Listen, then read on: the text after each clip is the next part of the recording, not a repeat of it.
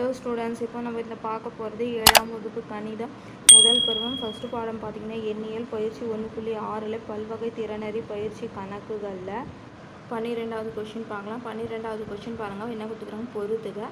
இதுக்கு நம்ம ஆன்சர் எழுதணும். பொறுத்துகள் 5 கொஷின் கொடுத்துருக்காங்க. இது நம்ம கரெக்டாக பொறுத்தணும், புரிஞ்சுங்களா? அப்போ ஃபஸ்ட் கொஷின் பாருங்கள். 72 108 என்னும் முழுக்களுக்கு 72 கூட்டல் 108 என்பது முழுக்கள். இது வந்து கூட்டிடுறாங்க. அப்போ ரெண்டு நம்பர் கூட்டினா எந்த ஆன்சரோட வரலாம். ரெண்டு நம்பரை நீங்கள் கூட்டினீங்கன்னா அது அடைவு பண்புன்னு அர்த்தம். அப்போ அடைவு பண்பு எங்கே இருக்குது பாருங்கள், இங்கே இருக்குதுங்களா?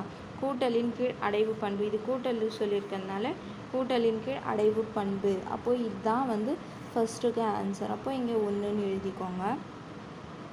அதுக்கப்புறம் ரெண்டாவது கொஸ்டின் பாருங்கள். 68, 25 மற்றும் 99 எனும் 3 முழுக்களுக்கு 68 பெருக்கல் 25 கூட்டல் 99 இஸ் ஈக்குவல் டு 68 பெருக்கல் 25 கூட்டல் இந்த சென்டரில், அதுக்கப்புறம் 68 பெருக்கல் 99.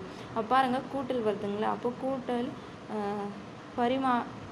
பங்கீட்டு பண்பு வரும். அப்போ பாருங்கள், கூட்டலின் மீதான பெருக்கலின் பங்கீட்டு பண்பு. அப்போது இதுதான் இதுக்கு ஆன்சர். அப்போது ரெண்டாவதுக்கு ஆன்சர் பார்த்திங்கன்னா இது இங்கே 2ன்னு போட்டுக்குவாங்க. அதுக்கப்புறம் மூணாவது கொஸ்டின் பாருங்கள். 0 கூட்டல் கழித்தல் 138 இஸ் ஈக்குவல் டு கழித்தல் 138 இஸ் ஈக்குவல் டு கழித்தல் 138 கூட்டல் 0.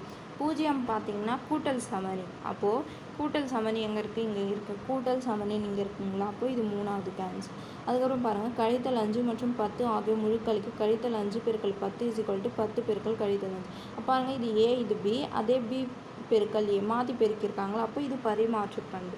அப்போ பாருங்கள், பெருக்கலின் கீழ் பரிமாற்று பண்பு இங்கே கொடுத்துக்கிறாங்களா? அப்போ இது 4வதுக்கு ஆன்சர். அதுக்கப்புறம் பாருங்கள், 1 பெருக்கல் கழித்தல் 1098 இஸ் ஈக்குவல் டு கழித்தல் 1098. இது 2 பெருக்குங்க, இது ஆன்சர். அதுக்கப்புறம் இது எப்படி இருக்கலாம், கழித்தல் 1098 பெருக்கல் 1. அப்போ பாருங்கள், இதில் 1 கொடுத்துக்கிறாங்களா, பெருக்கல் 1. அப்போ பெருக்கல் 1னா இது பெருக்கல் சமணி. அப்போ பெருக்கல் சமணி இங்கே இருக்குங்களா? அப்போ இது 5வதுக்கு ஆன்சர். இப்போ நம்ம கண்டுபிடிச்சிட்டோமா? அடுத்தது நீங்கள் ஆன்சராக எழுதும்போது இந்த கொஷின் எழுதிட்டு இதுக்கு நேராக கூட்டலின் கீழ் அடைவு பண்புன்னு எழுதணும். அதுக்கப்புறம் ரெண்டாவது கொஷின் எழுதிட்டு ரெண்டாவது ஆன்சர் எழுதணும்.